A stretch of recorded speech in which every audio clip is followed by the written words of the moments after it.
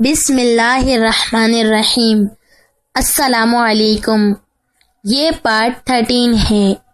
آج ہم آپ کی خدمت میں کتاب پیش کر رہے ہیں 16واں سال، مصنف M.A. راحت، آواز وریشا، پیشکش بک شیئر پاکستان، آڈیو لائبریری۔ دیگر معلومات اور کتابوں کے لیے آپ ان نمبرز پر رابطہ کر سکتے ہیں: 0300291960 پہ محمد اظہر لطیف سے یا 0300228151 پہ محمد عبداللہ صادق سے۔ تو آئیے پیش ہے پارٹ نمبر 30۔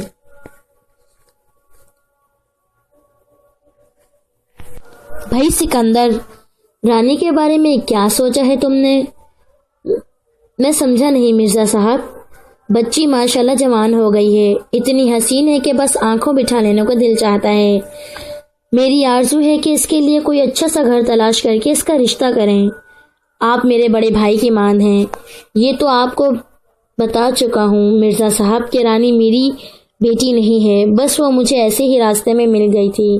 آپ مجھے یہ بتائیں کہ کیا میں اس کی شادی کرنے کا حق رکھتا ہوں؟ تم نے اسے ماں باپ کی طرح پالا ہے، تمہیں اس کا پورا حق حاصل ہے۔ تو پھر کیا حکم ہے میرے لیے؟ مجھے اجازت دو کہ میں اس کے لیے رشتہ تلاش کروں، آپ جیسا مناسب سمجھیں، سکندر نے سادگی سے کہا، اور مرزا صاحب نے گردن ہلا دی۔ علاقے میں بہت سی تبدیلیاں ہوئی تھیں۔ سامنے ایک بہت ہی حسین کوٹھی تھی جسے لوگوں نے خریدا تھا اور وہاں آ کر آباد ہو گئے تھے۔ ان کے بارے میں کوئی صحیح معلومات تو نہیں تھی، لیکن ان کے ایک دن سکندر جب کہیں سے واپس آ رہا تھا، ایک سفید بالوں والے عمر رسید شخص نے ایک راستہ روک کر اور بولا، جناب سکندر صاحب، میں آپ سے کچھ بات کرنا چاہتا ہوں۔ جی؟ میں آپ کے سامنے والی کوٹھی میں رہتا ہوں، آپ کا پڑوسی ہوں۔ اوہو، اچھا، میں نے سنا تھا کہ اس کوٹھی میں نئے لوگ آئے ہیں۔ آئیے ہمارے ساتھ ایک پیالی چائے پی لیں تو آپ کی محبت ہوگی۔ مجھے اعتراض نہیں ہے، سکندر نے کہا اور ان صاحب کے ساتھ کوٹھی میں داخل ہو گیا۔ اندر ایک اور صاحب سے ملاقات ہوئی، تب پہلے ملنے والے صاحب نے کہا، میرا نام حشمت ہے، نواب حشمت، ایک دوسرے شہر سے یہاں آیا ہوں، اور یہ میرے چھوٹے بھائی نواب فرقت ہیں۔ آئیے ہم آپ کو اپنی کوٹھی دکھائیں۔ سکندر کوٹھی دیکھنے گیا اور اس کی آنکھیں حیرت سے پھیل گئیں۔ کیا عالی شان کوٹھی تھی اور کتنا اعلیٰ درجہ کا فرنیچر تھا۔ نواب اس کی آنکھیں حیرت سے پھیل گئیں اور حشمت نے بڑی عزت سے سکندر کو بلایا اور پھر فرقت سے کہا، جاؤ فرقت میاں، چائے وغیرہ کا انتظام کرو۔ نواب فرقت چلا گیا۔ پھر کچھ دیر کے بعد سکندر کے سامنے نہ جانے کیا کیا چیزیں ڈھیر کر دی گئیں۔ سکندر نے مسکراتے ہوئے کہا، یہ آپ نے کیا کیا نواب صاحب؟ یہ تو بہت زیادہ تکلیف کر ڈالا آپ نے۔ میاں کیا کریں، بس دوستوں کو ترسے ہوئے ہیں، اور خاص طور سے ہم تو ہماری بڑی اہمیت کے حامل ہو۔ میں؟ ہاں تم، لو کھاؤ، شروع کرو۔ جی نہیں، میں وقت سے ہی کھاتا پیتا ہوں، آپ نے یہ تکلیف کیا، میں تو منع کر رہا تھا۔ میاں کچھ تو لو۔ سکندر نے ایک پھل اٹھا کر کھا لیا۔ نواب حشمت نے کہا، سکندر میاں، ایک کام ہے تم سے۔ جی فرمائیے۔ نواب حشمت نے نواب فرقت کی طرف دیکھا تو اب فرقت جلدی سے بولا، اصل میں آپ کی ایک بیٹی ہے۔ میری 2 بیٹیاں ہیں۔ نہیں، میں اس بچی کی بات کر رہا ہوں جو اصل میں آپ کی بیٹی نہیں ہے۔ رانی؟ سکندر کے منہ سے بے اختیار نکل گیا۔ آپ نے اس کا جو بھی نام رکھا ہو، میں اس کی بات کر رہا ہوں، وہ جو بڑی لڑکی ہے۔ جی ہاں، پھر؟ دیکھو سکندر میاں، یہ بات تم سے زیادہ اور کون جان سکتا ہے کہ رانی تمہاری بیٹی نہیں ہے۔ سکندر کے پاؤں تلے زمین نکل گئی۔ اتنے عرصے کے بعد کوئی ایسا شخص سامنے آیا تھا جو یہ بات کہہ رہا تھا کہ رانی اس کی بیٹی نہیں ہے۔ وہ خاموشی سے نواب فرقت کی صورت دیکھنے لگا تو نواب حشمت نے کہا، ہاں، اور تم نے اسے کہیں سے پایا تھا اور اپنی بیٹی بنا کر ساتھ رکھا ہے۔ جی ہاں، یہ درست ہے، میں اس سے انکار نہیں کرتا، لیکن آپ یہ بات کیسے جانتے ہیں؟ اس طرح کہ ہمیں معلوم ہوا ہے وہ کس کی بیٹی ہے۔ کیا؟ سکندر کے اوسان خطا ہو رہے تھے۔ اور یہ بات اگر اس شخص کو معلوم ہو جائے جو بہت حیثیت کا مالک ہے تو جانتے ہو وہ تمہارے ساتھ کیا سلوک کرے گا۔ البتہ میں تمہیں اتنا بتا دوں کہ وہ خود بھی اتنا بڑا آدمی ہے کہ تم اور تمہارے یہ مرزا بیگ سوچ بھی نہیں سکتے۔ اگر اسے معلوم ہو جائے کہ لڑکی یہاں موجود ہے تو یوں سمجھ لو کہ تم لوگوں کی گردنیں کٹوا دے گا۔ مگر میں نے تو ایسا کوئی عمل نہیں کیا، نہ میں اس لڑکی کو کہیں سے اٹھا کر لایا ہوں، وہ تو مجھے سڑک پر ملی تھی اور خود اس بات کی گواہی دے گی۔ کوئی بھی گواہی کوئی بھی شخص کسی سے دلوا سکتا ہے۔ اس پر تشدد کر کے ہم یوں سمجھ لو بڑی مشکل سے تمہارا پتہ معلوم کر سکے ہیں۔ سکندر میاں، ہم تمہاری اس سلسلے میں مدد کر سکتے ہیں۔ کیسی مدد؟ یوں کرو، لڑکی ہمارے حوالے کر دو، ہم اسے خاموشی سے لے جائیں گے اور جس طرح بھی ان بن پڑے گا تمہاری جان بچا لیں گے۔ کمال کرتے ہیں میں آپ کی بات کیسے مان لوں کہ آپ اس شخص کو جانتے ہیں جس کی وہ بیٹی ہے؟ تمہیں ماننا پڑے گا سکندر میاں، زبردستی ماننا پڑے گا۔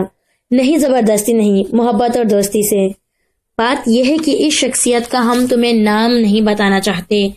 تم ایسا کرو، بچی کو خاموشی سے لے آؤ اور اسے بتانے کی ضرورت نہیں کہ ہم اسے یہاں کسی مناسبت وقت لے جائیں۔ تمہیں نواب چشم صاحب میں بھی قیمت پر اب وہ بچی نہیں دے سکتا۔ اگر اس بچے کا کوئی باپ ہے تو آپ اسے میرے سامنے بلا کر لے آئیں، میں بچی اس کے حوالے کر دوں گا، بشرط کہ بچی اپنی مرضی سے جانا قبول کرے۔ آپ کو پتہ ہے وہ بڑی ہو چکی ہے۔ ہاں ہمیں پتہ ہے، دیکھو تمہارے فائدے کی بات کر رہے ہیں۔ اس بچی کے لیے ہم تمہیں 50 لاکھ روپے دے سکتے ہیں اور اس کے علاوہ تمہاری زندگی بھی بچ جائے گی۔ آپ 50 لاکھ دے سکتے ہیں؟ ہاں۔ آپ کیوں دے رہے ہیں یہ رقم؟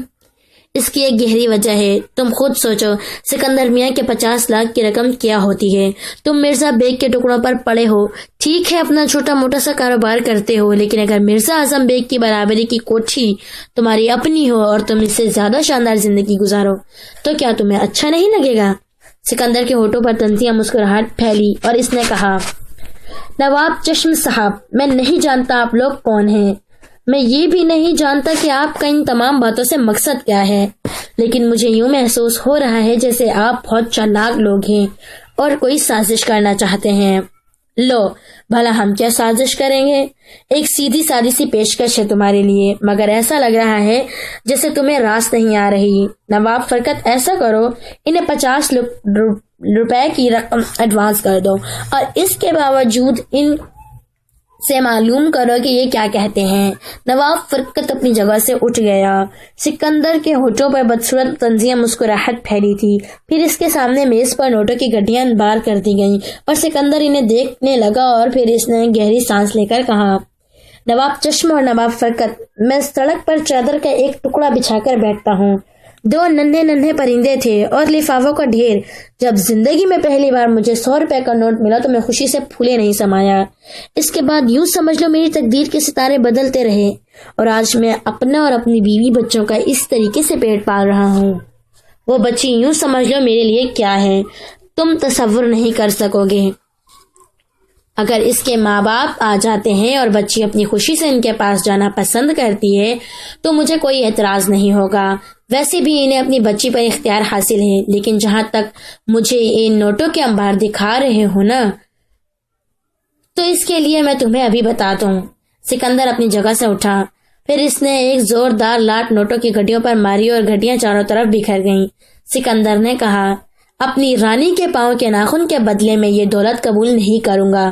میں تم لوگوں کو اتنے جوتے لگاؤں گا کہ تمہارا دماغ درست ہو جائے گا، صرف ایک ہی شکل میں۔ میں بچی کو اس کی ماں باپ کے حوالے کر سکتا ہوں، وہ یہ کہ وہ میرے پاس آئیں، چاہے جتنے بھی بڑے آدمی ہوں، وہ کتنی سی بڑی حیثیت کے مالک ہوں، وہ میں ان کے جوتے کی نوک پر نہیں مارتا، وہ میرا کچھ بھی نہیں بگاڑیں گے، سمجھے تم؟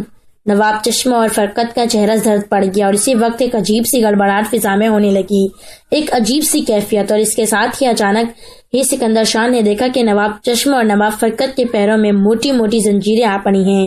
یہ زنجیریں کافی لمبی تھیں اور ان کے سر سے دور لگے ہوئے کڑے میں بندھے ہوئے زلزلے سے کیفیت کافی دیر تک قائم رہی اور سکندر شاہ کو بھی اپنے آپ کو سنبھالنے کے لیے ایک دیوار کا سہارا لینا پڑا، لیکن بات اس کی سمجھ میں نہیں آ رہی تھی۔ زلزلہ تو آخر آ سکتا تھا، لیکن یہ زنجیریں جو فرقت اور حشمت کے پیروں میں پڑ گئیں وہ ناقابل یقین تھیں۔ سکندر شاہ حیرت سے ان زنجیروں کو دیکھتا رہا اور وہ دونوں شدت خوف سے کانپ رہے تھے۔ ان کے چہرے زرد پڑ گئے تھے اور ان کی حالت بہت خراب نظر آ رہی تھی۔ سکندر شاہ پتھرائی ہوئی نگاہوں سے انہیں دیکھ رہا تھا کہ لیکن کیا مجال کہ کوئی بات سمجھ میں آئی ہو۔ پھر یہ زلزلہ ختم ہوا اور اس کے بعد کوٹھی اس کے کمرے کے دروازے سے 4 افراد اندر داخل ہوئے۔ یہ سفید لباسوں میں ملبوس تھے اور بڑی اچھی شخصیتوں کے مالک نظر آ رہے تھے۔ انہوں نے ان دونوں زنجیروں سے بندھے ہوئے آدمیوں کو دیکھا، پھر سکندر شاہ کی طرف، اور اس کے بعد اس نے کہا، سکندر شاہ، رات کو 12 بجے تم اپنی بچی، میرے مطلب سے رانی مرزا بیگ، اور جن جن افراد کو مناسب سمجھو ان کے ساتھ یہاں آ جانا۔ اس وقت جاؤ، ہمیں کچھ کام کرنا ہے، سمجھے؟ تم نے بہت بڑا کام کیا ہے سکندر شاہ، بہت بڑا کیا ہے۔ تم ہی بڑے آدمی ہو، مگر اس وقت جاؤ، سیدھے چلے جاؤ، ادھر ادھر دیکھنا نہیں اور نہ سوچنے کی کوشش کرنا کہ ہم کون ہیں، لیکن رات کو 12 بجے ہم تمہارا انتظار کریں گے۔ سکندر شاہ الٹے قدموں سے باہر نکل آیا، لیکن کوئی بات اس کی سمجھ میں نہیں آ رہی تھی۔ وہ بری طرح ڈگمگا رہا تھا۔ یہ تو عجیب واقعہ ہو گیا، پتہ نہیں آگے کیا ہوگا۔ سکندر شاہ کے دل کی عجیب حالت تھی۔ سیدھا سادہ شریف آدمی تھا اور اپنے اندر کوئی چھل فریب نہیں رکھتا تھا۔ بس جہاں تک رانی کا معاملہ تھا وہ ایک الگ بات تھی، اور اس کے لیے بحالت مجبوری ابھی تک اس کی اپنی زبان مرزا بیگ کے گھر میں بند رکھی تھی۔ ہر چیز کا ایک مقام ہوتا ہے اور سکندر یہ سمجھتا تھا کہ ہر ایک کی تشہیر نہیں کرنی چاہیے، چنانچہ وہ خاموش رہا۔ لیکن اب صورتحال کے لیے ناگزیر پڑی تھی۔ ابھی اگر زبان بند رکھتا تو کیا کہہ سکتی؟ کوئی ایک بات بھی سمجھ میں نہیں آ رہی تھی۔ سکینہ بیچاری سیدھی سادی عورت تھی، ایسے تو ایسی باتیں بتانا بھی خطرے سے مول نہیں تھا، لیکن اب اعظم بیگ اس کے لیے بڑی حیثیت رکھتے تھے۔ اس وقت اعظم بیگ اپنے کمرے میں بیٹھے ہوئے تھے جب سکندر کا ہانپتا ہوا اس کے سامنے پہنچا۔ اعظم بیگ، شکیل وغیرہ نے چونک کر سکندر کو دیکھا اور پھر اعظم بیگ نے کہا، کیا بات ہے سکندر، خیریت؟ تمہاری طبیعت تو ٹھیک ہے؟ کیا بات ہے؟ میں آپ کو کچھ بتانا چاہتا ہوں بھائی صاحب۔ ہاں کہو، کیا بات ہے؟ سکندر نے پریشان نظروں سے شکیل کو دیکھا تو اعظم بیگ نے کہا، کیا ان لوگوں میں یہاں سے ہٹا دوں؟ نہیں، آپ ہی لوگ میرے سب کچھ ہیں۔ اصل میں آج ایک بہت بڑی بات ہو گئی ہے۔ ہاں، خیریت؟ کیا بات ہے؟ مجھے آپ کو پیچھے سے کچھ بتانا پڑے گا۔ رانی کے بارے میں کچھ کہنا چاہتا ہوں۔ کیا ہوا، خیریت؟ یہ تو آپ کو معلوم ہے کہ وہ میری بیٹی نہیں ہے۔ ہاں، سکینہ نے ہمیں بتایا تھا کہ وہ تمہیں کہیں سے ملی تھی اور تم اسے لے آئے تھے، مگر بڑی بات ہے کیا بھائی؟ کسی کی بچی کو اس طرح اپنی اولاد کی طرح پالنا معمولی کام نہیں ہوتا۔ آج ایک عجیب واقعہ ہوا۔ بھلا کیا؟ اور جواب میں سکندر نے ساری کہانی لوگوں کو بتا دی۔ وہ سارے کے سارے حیرت کی آنکھیں پھاڑ کر رہ گئے۔ پھر مرزا صاحب نے کہا، وہ سامنے والی کوٹھی کی بات کر رہے ہو؟ جی ہاں، میں نے سنا تھا کہ کچھ نئے لوگ وہاں آئے ہیں، لیکن یہ قصہ کیا ہے؟ اب آپ بتائیں کہ رات کو 12 بجے ہمیں کیا کرنا چاہیے؟ تم فکر مت کرو سکندر، تم نے بہت اچھا کیا ساری تفصیل مجھے بتا دی۔ تمہیں معلوم ہے میرا دوست پولیس آفیسر ہے۔ ہم پورے انتظام کرنے کے بعد ہی چلیں گے اور دیکھیں گے کہ قصہ کیا ہے۔ اگر کوئی گڑبڑ ہوئی تو سمجھ لو ہم ان لوگوں کو زندہ سلامت نہیں چھوڑیں گے۔ کیا سمجھتے ہیں وہ ہماری رانی بہن کو؟ تو پھر آپ لوگوں کی کیا رائے ہے؟ چلنا ہے اور ضرور چلنا ہے تو بالکل بے فکر ہو، مجال ہے کسی کی۔ اور جہاں تک رہا معاملہ 50 لاکھ روپے کا، تو بہرحال سکندر شاہ تم اتنے بڑے آدمی ہو، ہمیں معلوم ہے ہمارا سب کچھ تمہارے لیے حاضر ہے، تمہیں کسی اور چیز کی ضرورت نہیں، اور تمہاری ساری زندگی اب ہمارے متعلق تھا۔ تم نے بہت اچھا کیا جو دولت کے لالچ میں نہیں آئے۔ بہرحال وہ سب سکندر کو دلاسا دیتے رہے۔ شکیل نے اپنے اس پولیس آفیسر دوست کو بلوا لیا جس نے ہمیشہ ہی الجھے ہوئے معاملات میں ان کا ساتھ دیا۔ جب اسے مختصر تفصیل بتائی گئی تو اس نے کہا، فکر مت کریں آپ لوگ، میں پوری کوٹھی کا مظاہرہ کر لوں گا، پولیس کو چھپا دوں گا اور کوئی گڑبڑ نہیں ہوگی۔ آپ اطمینان سے بیٹھیں۔ کسی کو بھی وہاں سے نہیں نکلنے دوں گا۔ تو پھر جاؤ، تم بندوبست کرو، شکیل نے کہا۔ رانی کو کچھ نہیں بتایا گیا، بس وہ خاموش ہی رہی۔ اس کے ہونٹوں پر عجیب سی مسکراہٹ کھیل رہی تھی۔ اس کی آنکھوں کی جو معنی خیز کیفیت تھی، اس سے یہ اندازہ ہوتا تھا کہ نہ جانے کیوں اسے حالات کا تھوڑا بہت اندازہ ہے۔ پھر مقرر وقت پر وہ لوگ اس عمارت میں داخل ہوئے۔ عمارت کا بیرونی حصہ بالکل سنسان پڑا ہوا تھا۔ وہ سب کی سب آہستہ قدموں سے چلتے ہوئے بالآخر اس بڑے ہال میں پہنچ گئے، اور جب وہ بڑے دروازے سے اندر داخل ہوئے تو دفتن روشنی پھیل گئی۔ پھر بڑے ہال میں انہوں نے عجیب و غریب منظر دیکھا۔ وہ 4 افراد تو وہاں موجود ہی تھے، لیکن اس کے ساتھ ہی کچھ اور افراد کا اضافہ ہو گیا۔ ان میں ایک بزرگ جن کی داڑھی لمبی تھی، ایک عمر رسید خاتون جو بہت خوبصورت موجود تھیں۔ ان کے ساتھ ہی ایک ایسا شخص بھی تھا جو موٹے اور بھاری بدن کا مالک تھا۔ اس نے اپنے بدن پر پیلا لباس پہنا ہوا تھا، سر گھٹا ہوا تھا اور ماتھے پر نشانات بنے ہوئے تھے۔ سر کے درمیان ایک لمبی سی چوٹی لہرا رہی تھی۔ یہ کوئی ہندو پنڈت معلوم ہوتا تھا۔ وہ ایک طرف خاموش بیٹھا ہوا تھا کہ اس کے علاوہ دونوں افراد جنہوں نے ان کو حشمت اور فرقت بنایا تھا، اس طرح زنجیر سے بندھے بیٹھے تھے۔ دور اور افراد موجود تھے، جن میں ایک خوبصورت سا نوجوان لڑکا اور ایک عمر رسید شخصیت جن کو دیکھ کر ان کے دل پر خوف طاری ہوتا تھا۔ ان کے چہرے پر جلال تھا۔ نوجوان لڑکا بہت خوبصورت تھا۔ جیسے ہی یہ سب اندر داخل ہوئے، معمر عمارت جو سفید چادر اوڑھے ہوئے تھی اس جگہ سے اٹھ کھڑی ہوئی۔ اس کے منہ سے ایک زوردار چیخ نکلی اور وہ تیزی سے دوڑنے اور رانی سے لپٹ گئی۔ میری بچی، میری نور جہاں، عمر رسید عورت نے کہا۔ رانی بھی اس سے لپٹ گئی تھی۔ پھر وہ بزرگ شخصیت آگے بڑھی اور انہوں نے رانی کے سر پر اپنے سینے سے لگایا۔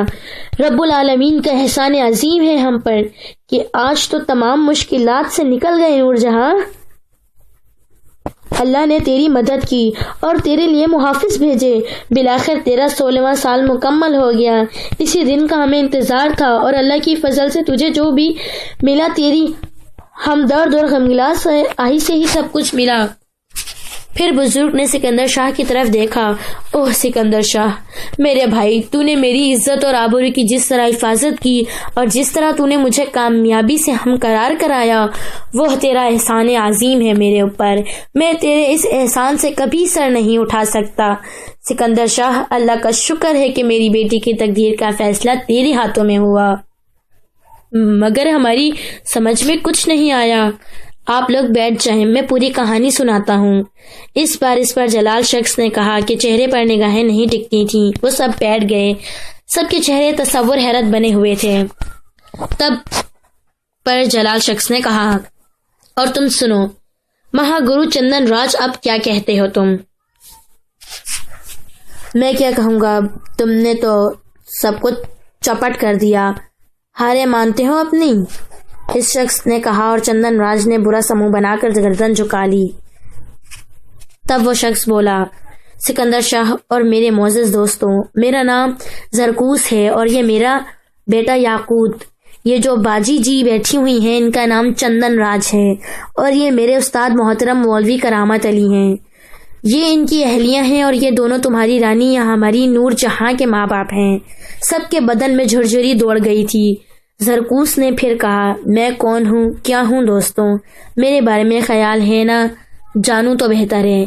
بس اتنا ہی کہہ دینا کافی ہے کہ مولوی کرامت علی کا شاگرد ہوں اور ان سے درس کلام پاک لیتا ہوں۔ واقعی اصل میں یہ ہوا کہ مولوی صاحب کو اللہ تعالیٰ نے بڑی دینی علم دیا تھا۔ یہ سیدھی سادھی اور معصوم سی زندگی گزار رہے تھے۔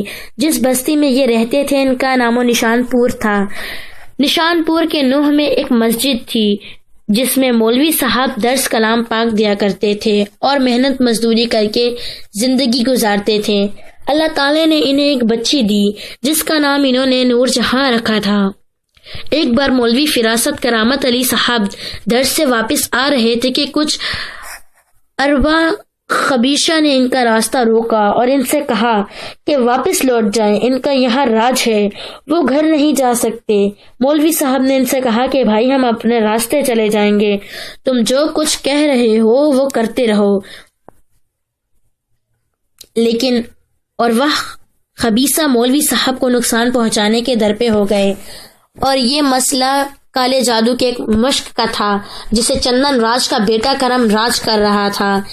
چندن راج خود بھی کالے جادو کا آخری عمل کر رہا تھا اور بیٹے میں بھی اس کی ضروری تھا کہ مسلمان عالم کو اذیتیں دے کر ہلاک کر دیا جائے، اور اتفاق سے مولوی کرامت علی اس وقت ادھر سے گزر رہے تھے تو کرم راج نے سوچا کہ مرغا پھنس گیا ہے، چلو اسے حلال کر لوں، لیکن بیوقوف مولوی صاحب کی قوتوں کو نہیں جانتا تھا۔ مولوی صاحب نے انہیں لاکھ سمجھایا لیکن وہ نہ مانے، اور پھر ہم بھلا کیسے برداشت کر سکتے تھے کہ ہمارے استاد محترم کو کوئی نقصان پہنچے۔